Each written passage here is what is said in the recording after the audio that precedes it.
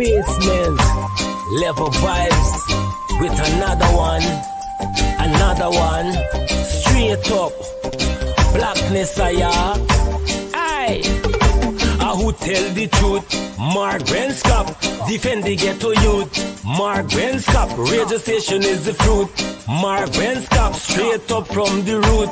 Mark Benskop, who tell the truth? Mark Benskop, defend the ghetto youth. Mark Benskop, radio station is the fruit.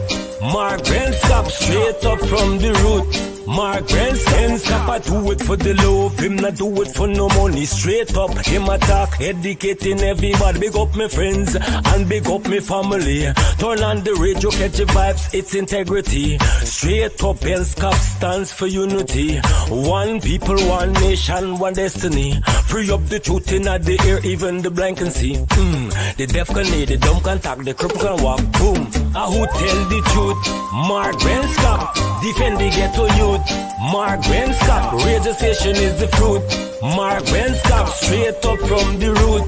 Mark Benskop, who tell the truth? Mark Benskop, defend the ghetto youth. Mark Benskop, radio station is the fruit. Mark Benskop, straight up from the root. Mark Benskop, we have to gather wrong, grab a seat and sit down, pay attention. Education, liberation, we have to stand strong. Benskop upon the radio, lively up the program. Everybody call somebody and let them turn and tune and on the radio and catch the boom song. We boom it up already, we have to boom it up again. Expose and reveal him. Who tell the truth? Mark Benskop, defend the ghetto youth. Mark Benskop, radio station is the fruit. Mark Benskop, straight up from the root. Mark Benskop, who tell the truth? Mark Benskop, defend the ghetto youth. Mark Benskop, radio station is the fruit. Mark Benskop, straight up from the root. Mark Benskop, I do it for the love, him not do it for no money. Straight up, him attack, educating everybody. Big up my friends and big up my family. Turn on the radio, catch the vibes, it's integrity. Straight up, Benskop stands for unity. One people, one nation, one destiny. Free up the truth in the air, even the blind can see. The deaf can hear, the dumb can talk, the cripple can walk. Boom. Who tell the truth? Mark Benskop, defend the ghetto youth. Mark Benskop, radio station is the fruit. Mark Benskop, straight up from the root. Mark Benskop, who tell the truth? Hello, this is attorney Shellen Washington, owner and founder of the Washington Law Firm, located at 455 Utica Avenue in Brooklyn, New York. We're specialized in medical malpractice, personal injuries, matrimonial law, and landlord and tenant. If you're in need of legal representation, please give us a call today. The number to call is 718-877-3100. Consultation is free at no cost to you. So call us today to see if we can be of any assistance to your legal needs. Again, the phone number to call us is 718-877-3100. At some point in time, we'll have to fight back. And fight back means to stand up for your constitutional rights. It's 6 minutes after 9 o'clock where we are. The time is obviously different if you're in London, wherever you are, in Arizona. We have some folks out there who are listening to us. Good evening. Good evening to all of you. We have Elson Lowe. Elson Lowe is with us this evening. We'll spend a few minutes with Elson Lowe to touch a little bit from the economic side of things and how our billions of dollars is being spent.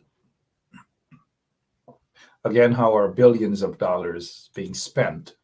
And we will have Elson Lowe, responsible for the economic side of things for the coalition. And so we want to pick his mind a little bit. Good evening to you. My name is Mark Benskop. Welcome to Straight Up. But just before we get to Elson Lowe, And no, it wasn't my intention to bring you back to this $350 million wasted. Look, $350 million wasted, given to friends and cronies who don't know anything about contracting work, or building stuff. Maybe a foul pen, maybe a dark pen, whatever. But you just don't. And this is what they do across the board. They give it to their friends and their cronies all across. It's just bad. And you know what is so sad about this here? Given to some guys, a couple of whom are from Linden, claiming to be so concerned about Linden and that the PPP is so concerned about Linden, yet they put almost 350, and just watch it. Very soon, if they haven't already done, they're going to give them another $150 million.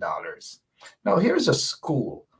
Dozens of young people are being denied an opportunity for a classroom. They have to walk distance to go to another area, and where the school is just jam-packed.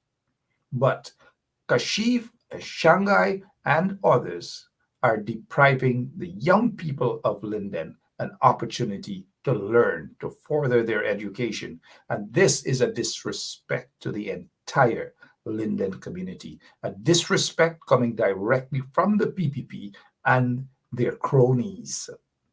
Because, it's a hustling scheme. That's what it is. Don't let nobody fool you. It's a hustling scheme. And that is how the PPP spend the money. They give it to their friends and cronies, and their friends and cronies will go around and attempt to buy votes or influence individuals. So these guys are like the lower version of a lobbyist. So we'll get back to that, though. Speaking of a lobbyist, you know what's the job of a lobbyist? Don't let anybody fool you. If you hire a lobbyist, as in the case of this guy, what's his name again? Mohammed. If you hire a lobbyist, anybody, the lobbyist, you're paying the lobbyist handsomely to speak on your behalf, because that's what lobbyists do. Don't run away from it. That is precisely what lobbyists love. Most lobbyists explain that their job is all about education. It is their duty to inform representatives about their organization, company, group, or individual they're speaking on behalf. So in this case, the lobbyist was speaking, who happens to be an ex-FBI agent, vouches for Nazir Shell Mohammed. It's okay. He's a lobbyist. He's being paid to do that, because that's what lobbyists do. It's an interest group, employ lobbyists to protect and advance their interest. So in this situation, Nazir Mohammed is protecting his interest. Now let's say this. A lobbyist cannot conclude that there is no evidence at all, maybe up until where they have checked. But let us say, for example, if an individual has sealed indictments against them, and just I'm putting it hypothetically here, nobody can go into that sealed indictment to find out what is in there. The other thing is, U.S. law enforcement agency and the ex-FBI agent should probably know that. He has worked for many years. He should know that people cannot walk into a U.S. embassy and make frivolous allegations, and based on that allegations, without any sort of evidence, you're just going to go after the person of whom those allegations are made and shut them down completely, make them a target completely. It doesn't work like that. And now, there was another investigation with a bunch of gold that was found out in a gold heist, as they call it, in Curacao in 2011, 2012, sometime thereabout. Nothing has happened about that. Robert Prasad, who was then the Minister of Natural Resources, promised a full investigation into the matter. Nothing was done about it. But years later, a businessman, quote unquote, businessman out in Florida, was actually convicted. The boat left Guyana with a bunch of gold. The regime then, Robert Passad and all these guys knew what was happening, I assume. But the general public, the perception is it was just a cover-up. And you guys understand how they deal with cover-up there. Now, there's another issue concerning this guy, Nazar. And, people go out and want to clear their names. But seem to be a mission here, mind you, is that the RSS report. They spoke about the RSS report. And it's ironic that the lobbyist is saying that he has access to the RSS report and nothing at all has implicated that the RSS report has cleared the Mohammeds, or in this case, the younger Mohammed, concerning the death, the murder of Fagundes, the murder of Fagundes. Now, we don't know whether that is true or not, because there was obviously an effort on the part of Irfan Ali and the acting commissioner of police and the Home Affairs Minister, whose permanent secretary seemed to have a comfortable relationship with the suspect. This is what Stabrook News wrote in their editorial, September, I believe it's the editorial, release the RSS report. Release it. They're calling on the install regime to release the RSS report. The RSS report has not been officially released. It's not been released because if the RSS cleared Mohammed from the murder allegations, mind you, of Fagundes, then why would the Minister of the Minister of Home Affairs would be reluctant to release that? You're seeing here, Stabrook News called for it to be released. Stabrook News says, release the RSS report. Kaiser News says, publish, according to the AFC, publish the entire report of the RSS. AFC urging them. And then there's another confidential, and this is from News Source, Guyana. Confidential RSS report will not be shared. Will not be shared. There's obviously reasons why they never want that to be shared. However, the RSS officer who got to Guyana never interviewed the main guy in this, never interviewed this guy.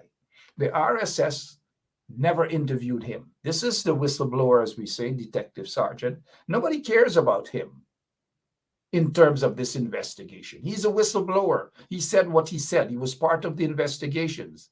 But instead of going and arrest this guy to question him, Azruddin Mohammed, to question him about the murder, no, they went after the detective.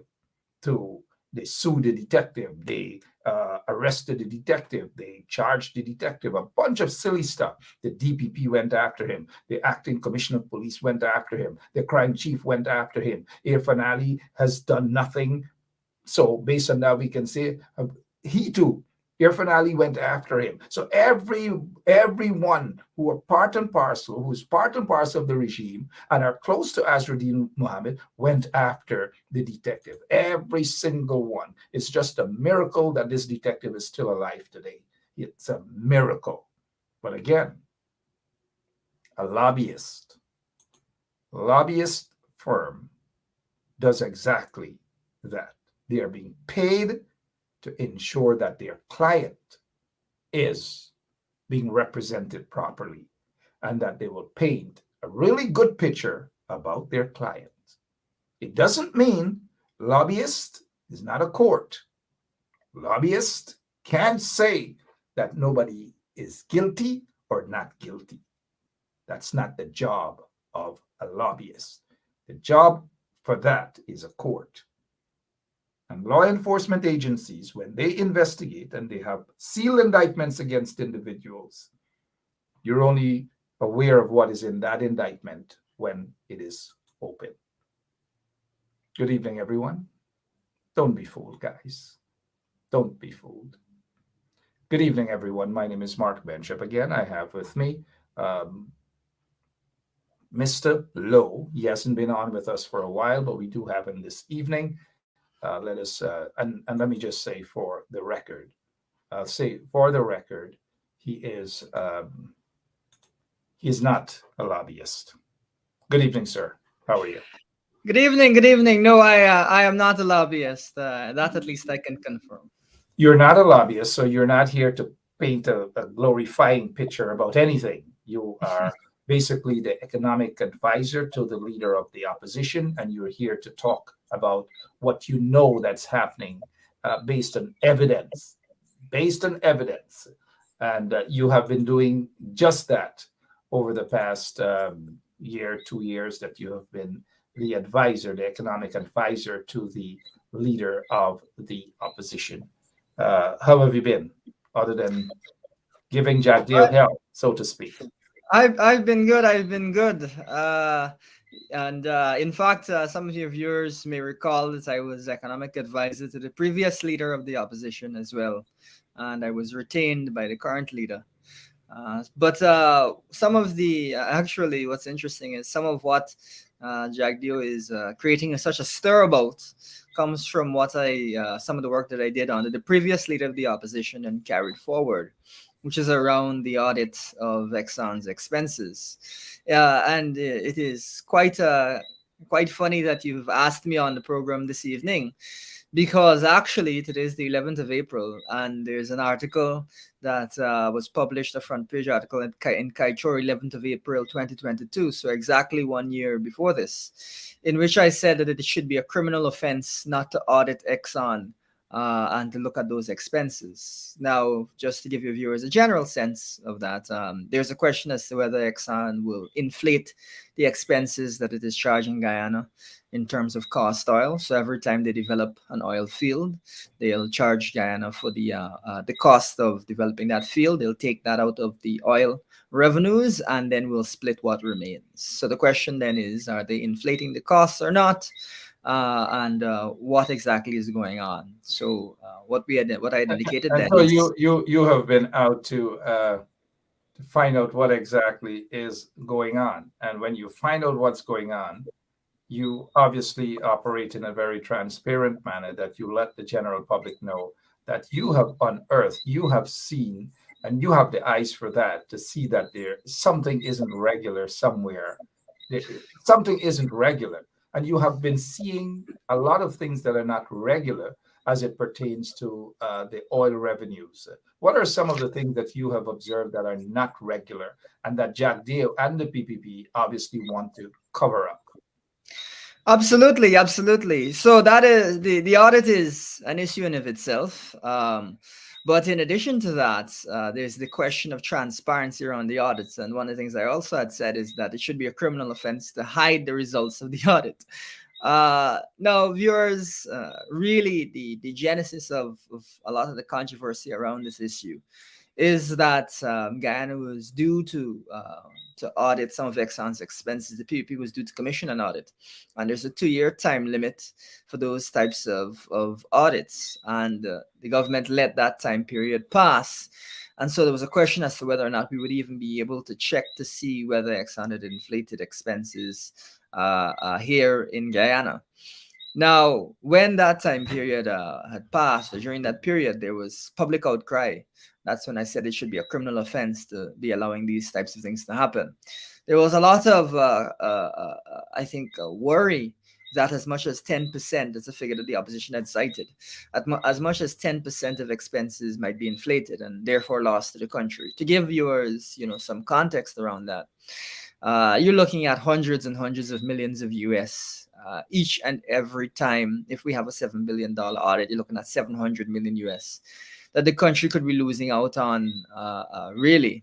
And if you add that up over the course of the life of the oil industry, you're looking at tens of billions of US that the country could be missing out on if we don't audit and if we don't deal properly with these audits. But what I think added to the intrigue, Mark, and that's where I think Jagdeo has kind of been sorely vexed by the circumstances, which is why, of course, he was attacking me on a personal basis, is that there was also a leak. But his attack, sorry for the interruption, his attack Sure. on a personal basis, it's pretty obvious that you're onto something and that you are about, and you have been exposing him from that standpoint. And not only that, he has been portraying himself, especially to his support base, that he is this competent economist, when in fact he's not. He's not an economist. At least Sue would tell you that. And so I heard when he said, basically dismissed you as inconsequential, as a non-entity, so to speak. And I wasn't I wasn't surprised at all, because that's how incompetent people operate. And Jack Gale is an incompetent economist. So I just wanted to let you know that we are on your side, and Jack Gale could talk from now until the cow comes home. He doesn't make any sense from an economic standpoint. Well, This one of the Elson Lowe is making a heck of a lot of sense, far more than that little boy, Jack Deal. But continue, sir. Well, one of the important things to note is that actually, you may recall, I was at the State Assets Recovery Agency, and while there, we received training from the International Law Institute. So I have a certificate. You can maybe see it back on the wall there. Yeah, we're seeing all of your certificates there. The only thing we're not seeing there yet is an honorary doctorate. Jack has an honorary doctorate and loves to be called doctor. He should not. But we don't want to stray. We're glad that you're saying that you're more than qualified to speak on these issues. But continue, Mr. Slow. Yeah, well, Mr. I Lowe. can't. I can't claim credit for all of those certificates, since some of those are my late grandfather's certificates, but I keep them up from sentimental value. He and I were very close. But what I was getting at is that on the issue of oil and gas corruption, really, I have a certificate specifically dealing with these types of issues, such as audit issues and so on, from the International Law Institute. And indeed, the things that we were asked to look out for, such as intercompany payments, which I think I would have mentioned on this very show about a year ago. We've seen now that the first audit that the coalition had commissioned, that has been leaked to the media. And in that audit is exactly the same thing that we were warning about. There's a report of intercompany payments where there's not sufficient documentation. So there's a question as to whether that money is actually money that Guyana should have been charged. Isn't it though, Mr. Lowe, that isn't it ironic that they sought to leak only that part of the coalition time in office, and they're not showing us anything within the past 2 years or so? Isn't it ironic? Well, what has gone on, really, to help your viewers to understand, is that the coalition commissioned the audit, and the audit was pretty much ready when we left office. So we commissioned the audit, we allowed the audit to go forward, and then in 2021, it was finally completed and sent in to the government. The government is really, they claim that they've been just processing it and so on. But really what's been going on is the government has been hiding the results of the audit for about 2 years now. For obvious reasons.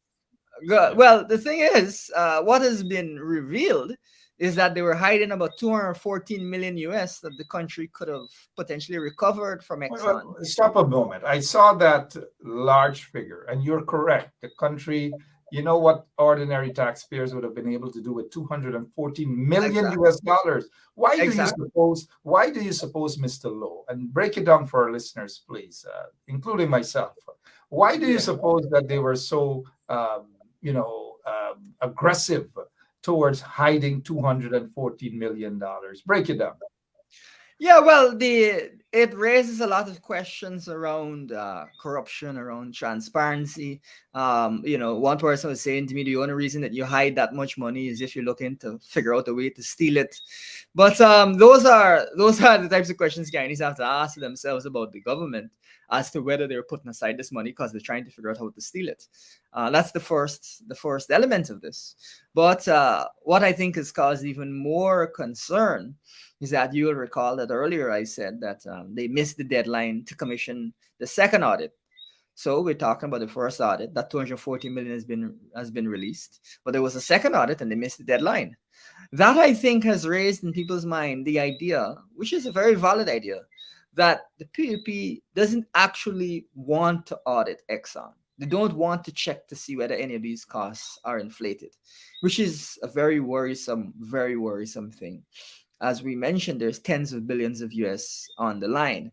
Now, if it is that the government does not actually want to do it, and when it does, it hides the information or misses deadlines, or doesn't reveal information as to how they're going about doing this audit, then the question will now be whether we will ever recover a single dime from these audits. That is something that I think many Guyanese are really frightened by.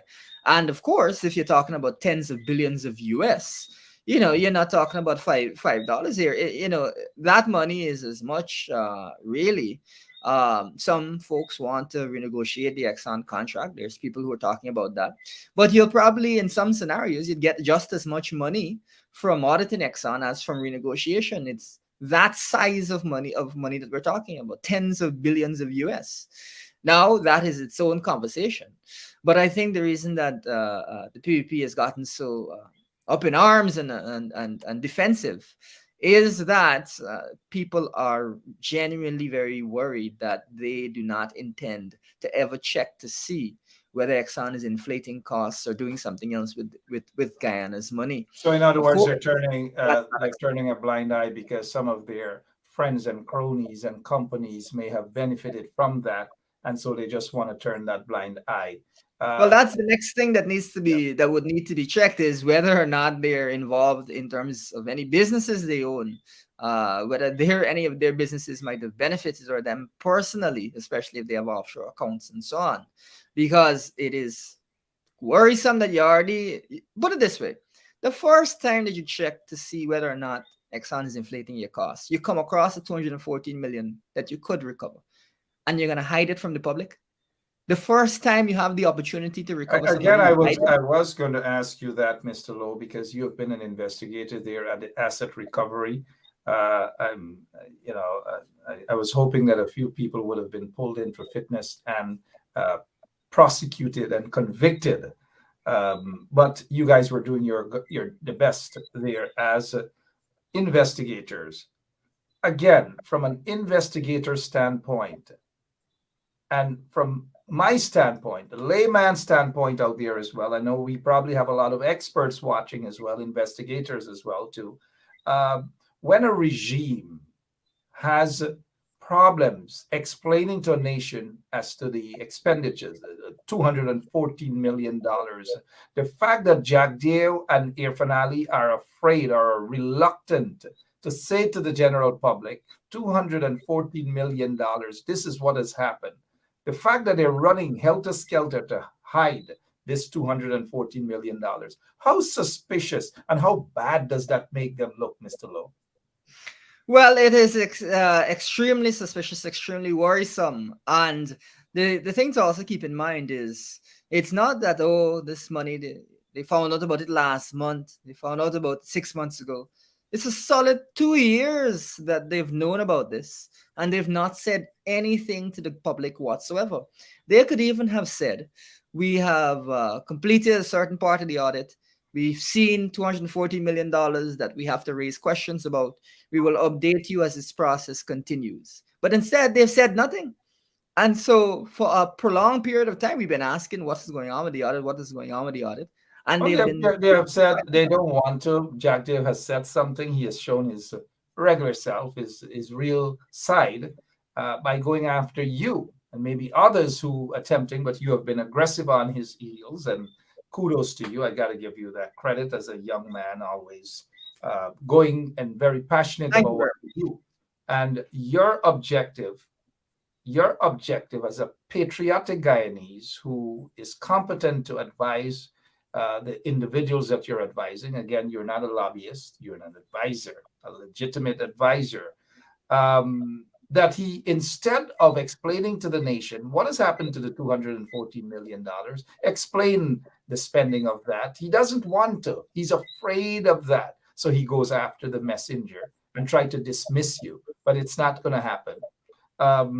So where do we go from here now with that $214 million? Will the public, will Guyanese get to know what happened to that money, sir? Well, the first thing is we now need to pressure them. So first of all, they've said they've not finalized this audit. That, it seems to be that they want to finalize it on the 12th of November. So we need to pressure them, first of all, to finalize that. And second of all, to initiate the proceedings to recover those funds. And once those funds are recovered, for them to go into the Sovereign Wealth Fund, Guyana's Natural Resources Fund. We don't want, once the funds are recovered, they disappear.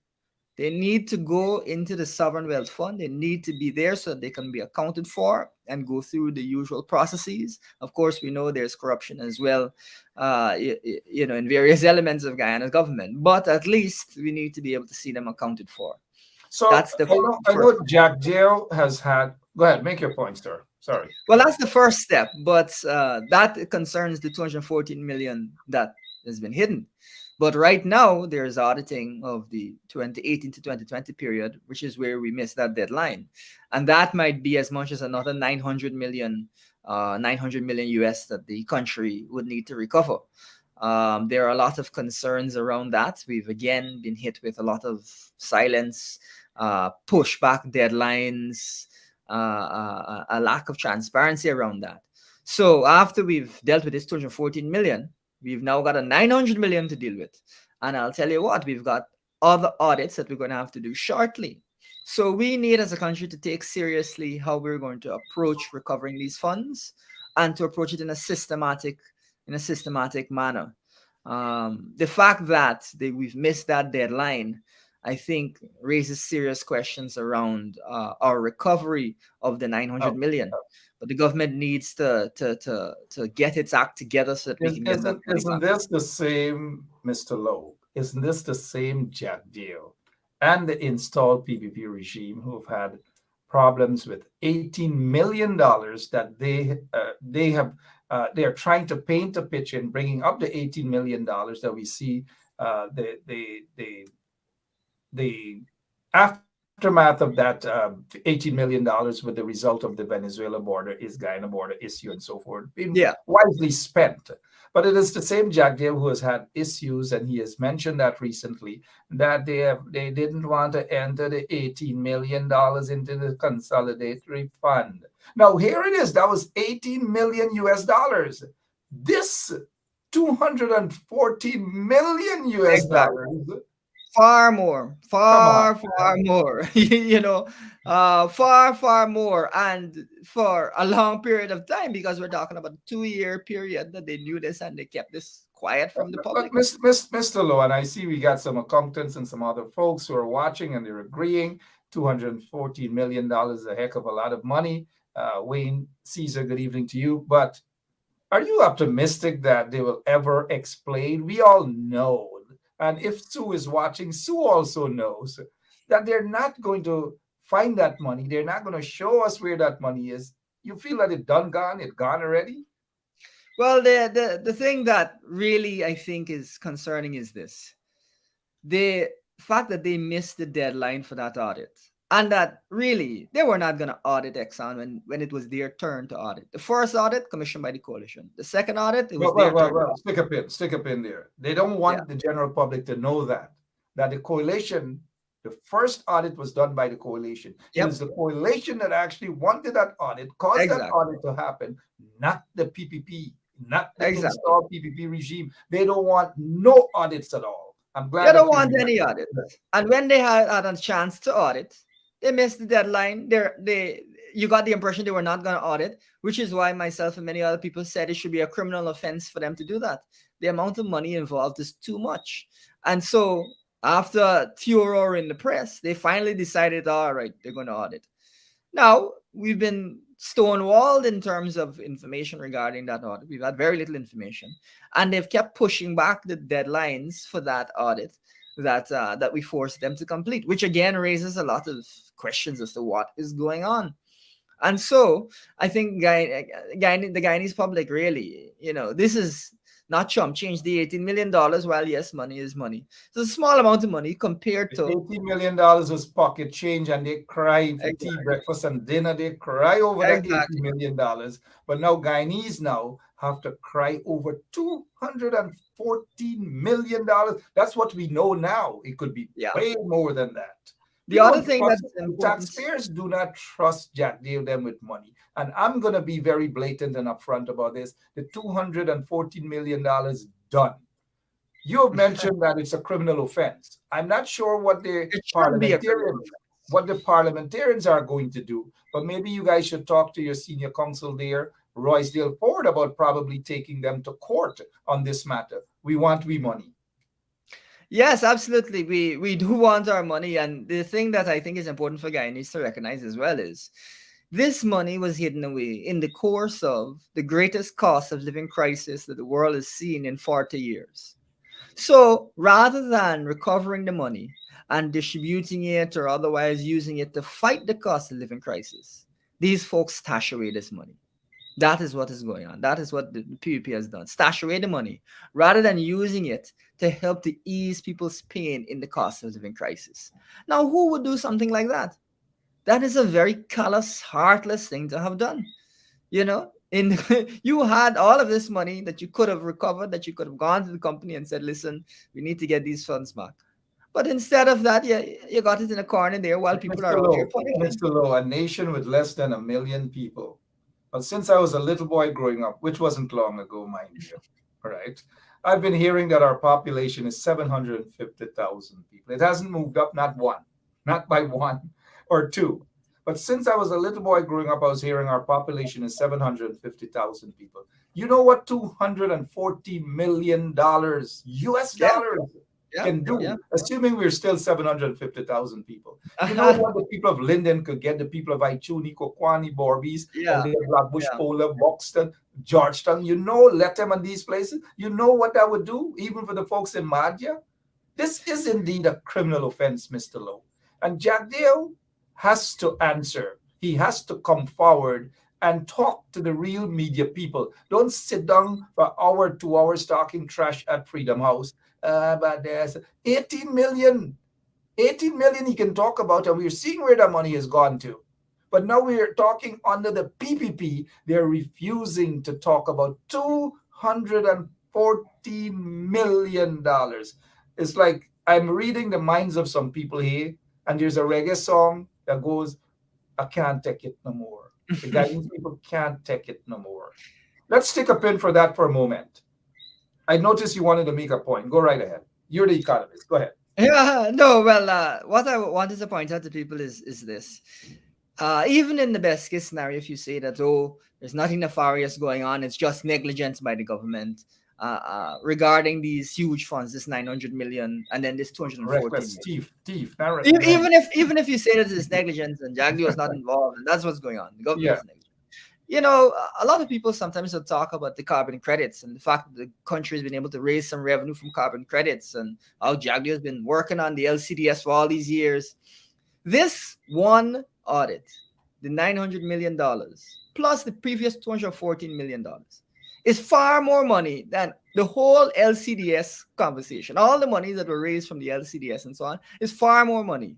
So, I mean, it just gives you some perspective that as much as some people may say, money was raised from low carbon strategies, we have to understand that at the same time, something as simple as not doing your duty as a country and auditing Exxon is far more money that's pissed down the drain. And this is the beginning. Absolutely. And then the trickery in all of this too, because Jagdeo is a trickster. No, he is a trickster. Jagdeo only goes where there's massive investment. Once there's money, Jagdeo is going to be there. And once Jagdeo is there, the first thing that comes to our mind is Sue, what Sue said. But recently we heard, Mr. Lowe, that our athletes who have gone to Carifta to represent Guyana got $10 US per day as stipend, $10 US per day. Can you just imagine, Mr. Lowe, what that $214 million would have done for our young people? Our young people, our teachers, our our policemen and women, our nurses. Do you know what $214 million US can do? But yet this man and the PPP are depriving the nation of these things. Well, Mark, just to build off of that, I'm not saying that Jagdeo is a thief. The courts will decide that when the courts decide that. But I want to give you some perspective regarding. You're not saying that he's a thief? I am not saying that he's a thief. I never said that he's a thief. but the record and the evidence might very well suggest that. But I'm not Well, saying it. let me give the Guyanese people some perspective here. Now, Yeah. we've heard Sue say that he paid how much ever bribes, and one of the bribes that he paid was regarding the hydroelectric fall project, the Amalia Falls project, right? So that's one of the things that Sue has said that he paid a bribe on. Now, of course, we want to see those allegations properly dealt with and properly investigated. But let me give you some perspective on this. Now, we've had a conversation in this country for quite some time around energy costs for manufacturing and so on. And of course, it is important for us to have lower costs of energy. But what we can also do is, which is what countries all over the world have done, is lower our taxes for manufacturing right down, so as to encourage manufacturing and so on. And that's something that the Leader of the Opposition said in his last budget speech, specifically with reference to agro-processing, because, of course, we have a lot of farmland in Guyana. Mark, I've been waiting probably for 10 years for the PPP to come out and say that we're going to lower taxes on manufacturing for agricultural goods. And I've always found it really strange that they've never said that. But if you're putting all of your focus on lowering the cost of electricity and you're not thinking about your taxes and so on, then you will definitely not be saying these types of obvious things. And of course, it could be that maybe it's down to incompetence by the PPP that they don't know these tax policies.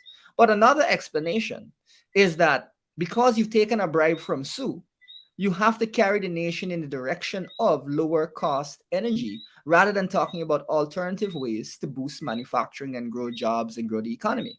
That's another explanation.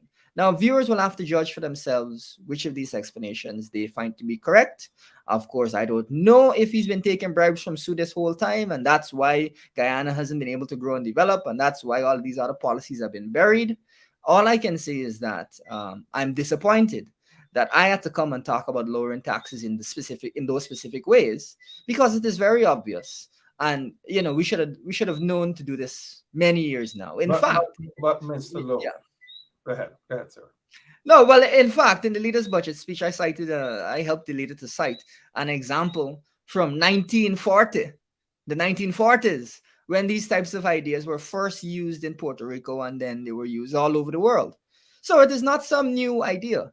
The question you have to ask yourself is it that the PPP was extremely incompetent and therefore was not able to implement these ideas that everybody and the mother knows? Or is it that because they've been taking bribes this whole time, they've been put in a position where they cannot put forward these types of policies, because that would mean that the bribes might fall by the wayside. Or it could be a combination of everything: incompetence, taking bribes, it could be a combination of things. The Guyanese people have to decide that for themselves. The Guyanese people, including majority of their supporters, have already decided on that. Not only Sue, but getting back to taxes and the implementation of taxes, the PPP doesn't know what they're doing. They have no sensible economist around them. Jagdeo is a failed economist because everything he touches is just the opposite of the Midas touch. We have the hydro plant project. We have the fiber optic cable, the Skeldon sugar factory, $200 million. We have the one laptop per family. We have the Berbice River Bridge. All these things are failure under Jagdeo. The other thing, including 16, and we got to remind our folks, 16%, the most burdensome taxes in the history of Guyana, were implemented under the PPP regime, under Jagdeo's regime. 16%. Guyanese will never or should never forget that, and should never forgive Bara Jagdeo and the PPP for that. But thankfully, the coalition got in there and reduced it, I believe, to, 14 or 14? Yes, and we've called for it to be further reduced as well.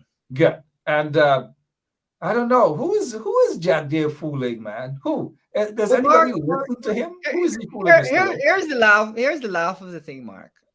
When they introduced that 16% tax, the obvious thing to do would be to then lower the taxes in the industries that you're trying to grow, your manufacturing industries and so on.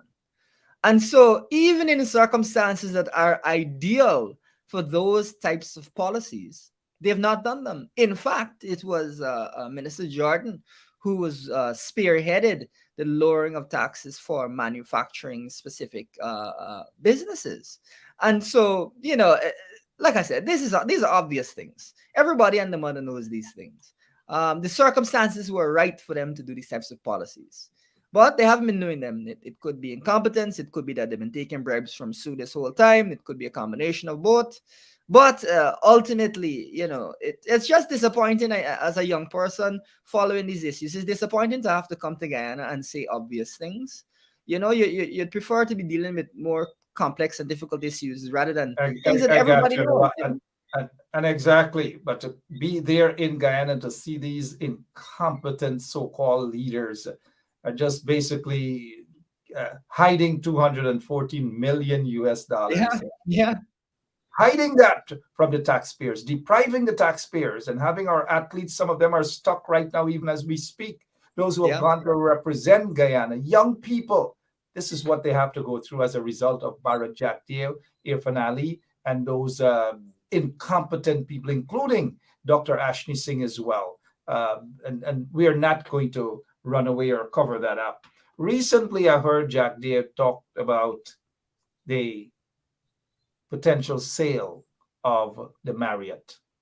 It is highly suspicious that when they were in office prior to being installed now, Marriott wasn't making a profit. They were hiding everything. Their friend, their grandmother, their concubines, everybody were being placed there at Marriott, and they weren't paying their bills and so forth. The coalition got in there, albeit it wasn't perfect with the coalition. They should have let us know who those private investors were or are. But outside of that, under the coalition, Marriott started to make a profit, not under Jagdeo, under the coalition. But now that Marriott is making a profit, Jagdeo wants to sell the Marriott. How suspicious is that, Mr. Lowe? Well, that's the thing. I don't know if viewers will have noticed, but if a business that the government owns is making a profit, they want to sell it off. If it's making a loss, they want to hold on to it. And of course, Gaisuko is a classic example of an area where the government is happy to keep pumping losses through without properly reforming the company. So the sale of Marriott is indeed very very suspicious. We have said that once we evaluate and nothing is different, we believe that the government should hold on to it because it is a profitable entity. Indeed, given that it is booked out quite frequently, I think it's a very solid investment. Of course, you check the books and make sure everything's in order. But it is highly suspicious that now the government is getting rid of the Marriott when it is booming business. And the question, of course, I think the viewer should ask always is, all right, well, who is this going to be sold to? And then let's see if that gives us a sense as to what is going on. People are just angry out there. So much so that as of tonight, someone has given us a new title, Dr. Lowe and Dr. Benchop, right? Honorary degree there, PhD from the folks at Long Island Nursing Home. Mr. Lowe, Jagdeo is now talking, and the PPP, they're now talking about GPL and electricity and lower rates and all these things, something they never did in 23 years since they've been in office. They have destroyed GPL, massive level of corruption at GPL, and all these things. Isn't it ironic that Jagdeo is now talking about electricity and lowering electricity when now Guyana is experiencing 2, 3, 4, 5 blackouts per day, something that they hardly experience again under the coalition? What is your take on Jagdeo and his talk about GPL now? I'll tell you, I'll say two important things. The first being that it is unbelievable that the government is going to be building an entire new natural gas powered plant to deliver, I think it's about 300 megawatts of electricity, but has not dealt with the blackout problem. So you mean to tell me you're going to be producing more electricity and it's the same blackout as before? I mean, you can't make this stuff up. This is unbelievable. When you hear Jagdeo talks about that, understand that somebody went in there with a deal, with a proposal. They love it. There's money to be made, and Jagdeo is going to be happy again. Once there's money, Jagdeo is there. If you think I'm lying, ask Sue. Well, the other thing we want to highlight here is separate from that is this. We have called for an updated feasibility study for the pipeline because what has happened is that the pipeline bringing the natural gas to the gas to shore project has really tripled in cost, moving from just a few hundred million US to about a billion US right now. Now, what we're saying is, and you can give me your thoughts on this, Mark. If you go to the supermarket and the price of cheese is 3 times the price you expected the cheese to be, wouldn't you say to yourself, man, maybe I should try some margarine, maybe I should try some peanut butter? You take a second to reevaluate. And they're Yeah, but now, I mean, you would do that, the common sense thing, because I've gone into I mean, supermarkets and I've seen prices. I'm like, okay, all right, here what happened? I got to substitute it with something else, butter. yeah, Not perfect common butter. sense. Perfect But common sense. So what we exactly, said is, yeah, yeah. yeah. So what we're saying is an updated feasibility study needs to be done because there are alternatives such as containerizing the gas, which would save the country hundreds of millions of US. Again, we're talking about some big Again, numbers. Jagdev is not about that. Look at the what is it? The gas to shore stuff. Look at all those people who have invested in it and took away people's land and all where that pipeline is going to run. It's a money-making thing, and they are inflating everything. And Jagdev and his friends are cronies are not concerned about that. Look at who those investors are, so-called investors are. I believe it's the IDB that had to take back some loan because of an individual, a suspect who was part of that, and the IDB decided that they're not going to give that loan any longer. We're going to see more of those sort of things, Mr. Lowe. More of those sort of things. Well, how does that make you feel, though, in terms of the future of Guyana under this corrupt kleptomaniac regime? Well, the first thing to worry about is, listen, wasting huge amounts. We've talked on this show about 240 million, 900 million, another 600 million, several hundred million. These are large amounts to be wasting. Jagdev likes the twos, 200 million for Skeleton Sugar Factory. He gave Buddies about $200 million to build the hotel. Buddies International Hotel. Now it's what is it called? Princess International Hotel. Giving away 200 million, 200 million, 200 million. Something is wrong with that guy, man. But how optimistic? How do you feel And about what we're trying to tell citizens is that in the best case scenario, it's that this money has been wasted. In the worst case scenario, is that people have been stealing the money. So even in the best case scenario, it's still massive losses to the country. They got a guy named Otto Martin who does a small man show, and he loves to use this term bitan. I guess it's a game, a card game or something rap. Or I don't know. I'm assuming bitan, but I've heard it before. Bitan. I bet you bitan that they stole all of the money. I bet you bitan they stole all of the money. And if I can find Sue right now, Sue would agree with me. Give me 1 second, please. Okay, well, maybe the Chinese company that did not get the agreement that they wanted here, maybe they're the ones who told you, or it could be just a fictitious thing. Okay, well, let's talk about specific individuals. What is your relationship with Mr. Sue Jerome? Sue. Oh, Sue. Sue, Lowe, Sue, Mr. Lowe, how could the nation trust a man like Jack Deere when serious allegations like that, they're attempting to cover it up, and to this day, we haven't heard a single word about any investigations concerning serious investigations of bribery and all manner of things leveled against Jack Deere, who sits there now, quote unquote, as the VP, the vice president of Guyana. No investigations. Well, I'll tell you two important things on this. The first is I would think that anyone would want in that position would want an investigation to clear their name. That would be something that they'd want. You didn't do anything. You want to clear your name. That's the first thing. The second thing, and this is where we need to remind viewers because Sue said quite a lot of important things. Sue said he paid a larger bribe for an oil company. Sue said he paid a larger bribe for an oil company. Now, we've got an oil block auction coming up. And one of the anxieties is that if Sue's allegations prove to be true, that's why we need to investigate, that Sue may have already paid a bribe to get an oil block. That is one of the anxieties. And compounding this, the government is not committed to revealing who will be the beneficial owners, who actually are going to be the people once the oil blocks are awarded, who have received the oil blocks. In fact, the EITI, which is the Extractive Industry Transparency Initiative, which has said that we should be revealing the true owners of oil blocks, such as the ones that are going to be auctioned now. We've been suspended from the EITI for not providing information on time, not providing information. And so going into this oil block auction, we're suspended from the Transparency Institute. We have an allegation that somebody already paid a bribe for an oil block, or for an oil company that could be getting an oil block. And so you're looking at the situation, and it is not a pretty picture at all. It is not a pretty picture. Now, of course, we want to see Sue's allegations properly and thoroughly investigated, so we know that that is not what's going on. But it is reasonable for citizens to be anxious that in the upcoming oil block, the PPP is going to auction off these oil blocks, auction off, and give them to their friends, the family, the favorites, the cronies. It happens.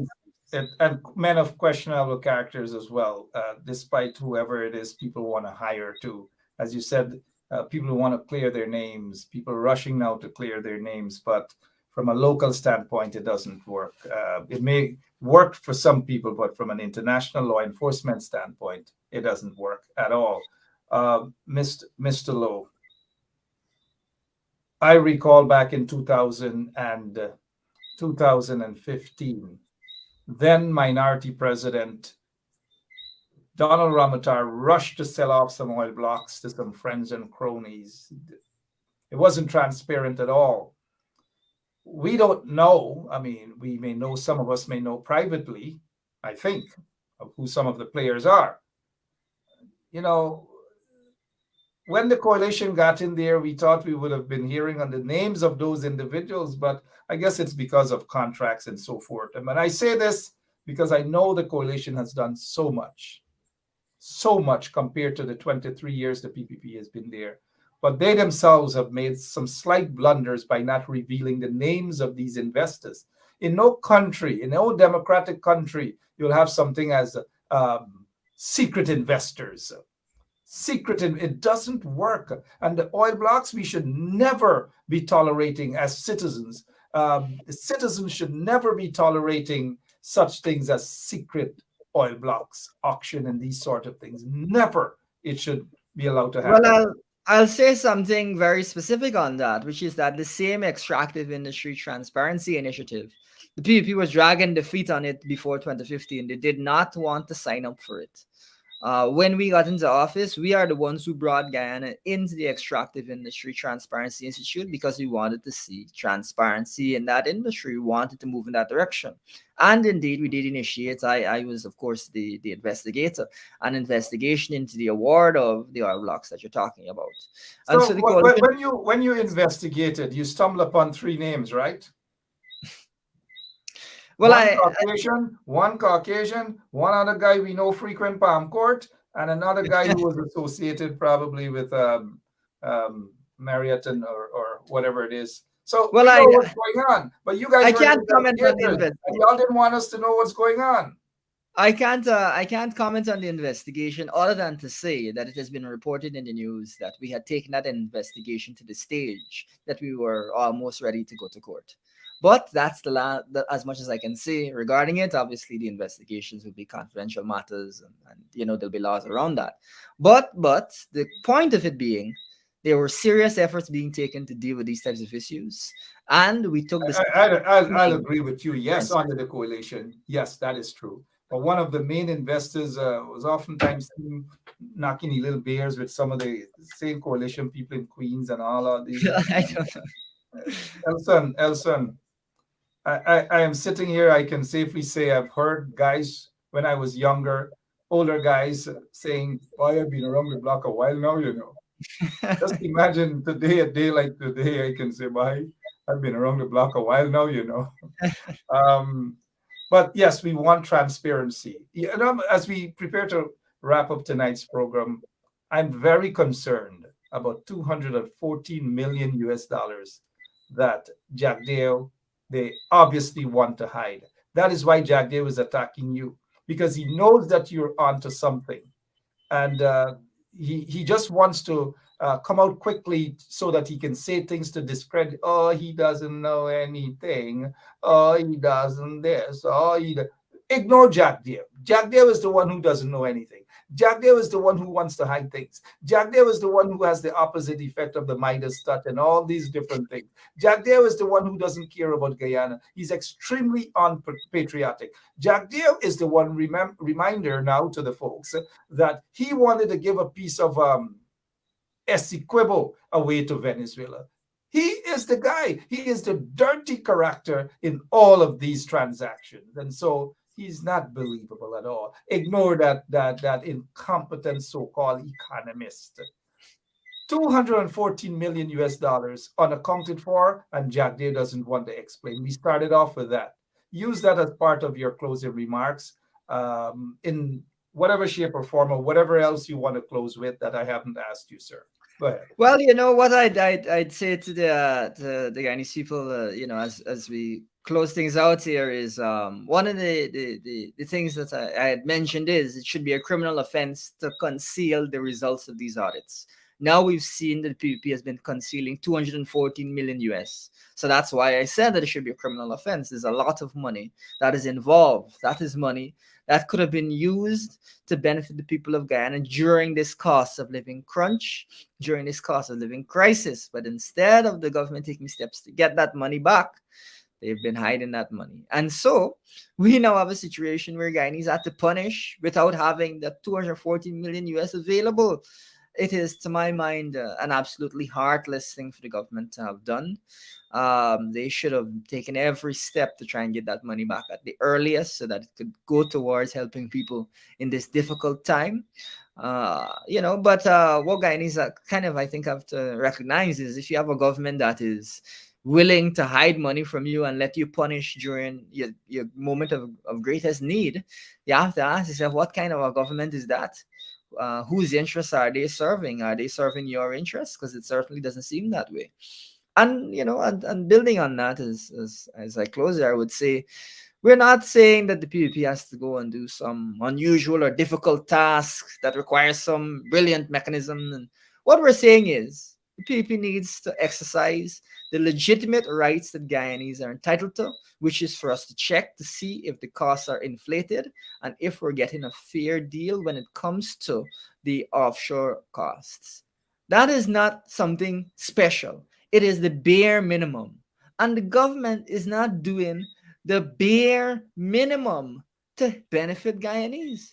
That's what really, I think, should fill all Guyanese with disgust. Of course, with disgust indeed, Mr. Lowe, economic advisor to the leader of the opposition, a young man that seemed to be the target now of Barrett Jack Deere. And whenever he goes after somebody like that, there's obviously two reasons. But the main reason that he's going after Mr. Lowe is as a result of Mr. Lowe exposing what couldn't be said or couldn't be considered as corruption, massive corruption, as it pertains to 214 million US dollars. Local government elections are around the corner. It should be held on June 12th. One can just probably assume that maybe they need some money to go out there and buy votes, and the possibility exists that they may be taking some out of that $214 million. That can be a possibility, and nothing we put past the PPP at all. Mr. Lowe, thank you so much for your time. Continue the good work. Please don't be a stranger. Be back with us soon. Hopefully, just before Jack Deere, they sell that Marriott hotel to a particular individual who is on the radar of U.S. law enforcement agencies. Lots of people on the radar there in Guyana, so-called business people. And Jack Deere and the PPP, they want to sell the Marriott to a close friend of the PPP. Watch out very closely, very, very closely. They want to sell the Marriott to a very close friend of the PPP. And with that, I just end with one word. Assalamu alaikum. Read between the lines. Read between the lines. Mr. Lowe, is that all, sir? Or is there something else you want to say? That Well, I was just going to say thank you for having me on, and let's continue to press on this issue, because I can tell you this is not going to be the last time we're going to have to deal with this audit and them hiding millions and millions of dollars. Hiding and possibly stealing, thieves. Mr. Lowe, thank you so much, sir. Appreciate it. Take care. All right, you have a good rest of the night. Yeah, thank you. All right, Elson Lowe there for us, the economic advisor for the leader of the opposition. Very smart young man indeed. He knows his stuff. He knows his onions. Forget about Jack there trying to dismiss the young man and disrespect him and so forth. We're not going to tolerate that, especially when people are competent. And I do believe, my opinion, and most of you may share that Mr. Lowe is competent. And he will, in terms of experience and age, he will get better at what he does, far better than a Barra Jack Dio and Irfanali and these guys put together. All right, so I'll be back tomorrow, same place, same time, right here on 107.1 FM. Thank you all so much, and have a blessed rest of the evening. Until so long. So, this is attorney Shellen Washington, owner and founder of the Washington law firm located at 455 Utica Avenue in Brooklyn, New York. We're specialized in injuries, matrimonial law, and landlord and tenant. If you're in need of legal representation, please give us a call today. The number to call is 718-877-3100. Consultation is free at no cost to you. So call us today to see if we can be of any assistance to your legal needs. Again, the phone number to call us is 718-877-3100. Guyana, really nice. Guyana, it's a nice place.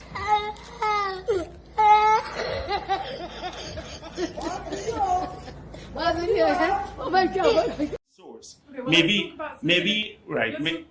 the Chinese company that did not get the agreement that they wanted here, maybe they're the ones who told you. Or it could be just a fictitious thing. Okay, well, let's talk about specific individuals. What is your relationship with Mr. Su Jerome? So my relationship? Nothing. He's a tenant in my place.